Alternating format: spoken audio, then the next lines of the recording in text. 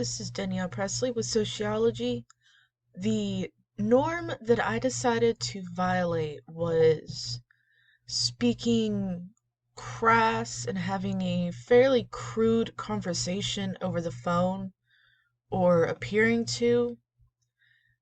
I actually ended up going to different locations and putting my Bluetooth headphones in and acting like I went or I was having a conversation and just speaking loudly, cursing, and having just kind of I don't want to say filthy conversation, but it was along the lines of just hinting towards that. It wasn't a sort of conversation you should have out in public.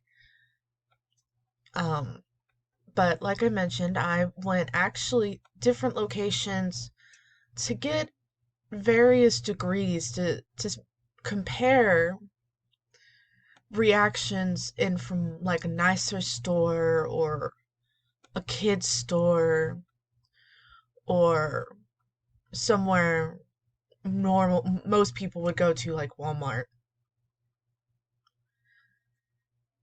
And it had various degrees of success. Like I went to J.C. Penney's, which is a higher end store, and I did it there and I got lots of looks. You could hear people muttering, you could see people turn and try to walk away or walk around the conversation. I didn't actually have anybody in any case actually come up and say something to me, but they did.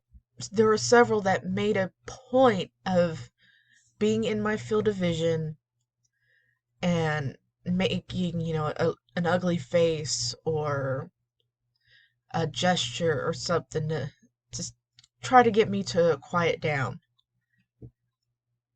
I also went just in a general area within the mall since that's where I was at J.C. Penney's, and I did the same. And there was more, most people just tried to ignore it, and they would walk by faster or they would, look down or look away like they're trying not to listen. I had her mother cover the ears, her children's ears, and usher them along. And then I went to Walmart, which is, I would say, I'm not upscale, but it's more of an everyday place for most people. It has the most varied crowd, I'd say, as compared to J.C. Penney's. And, I got the looks, I heard people make comments.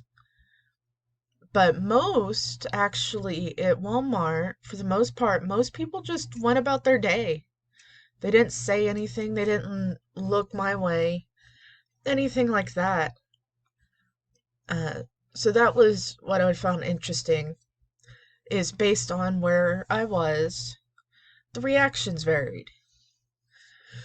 Myself personally, how I felt, it was, um,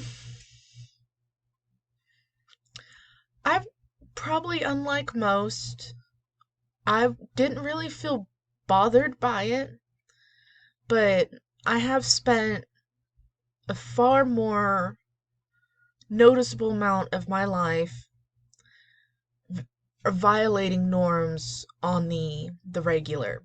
I do come off as a very deviant individual with a hair color, how I dress, how I present myself.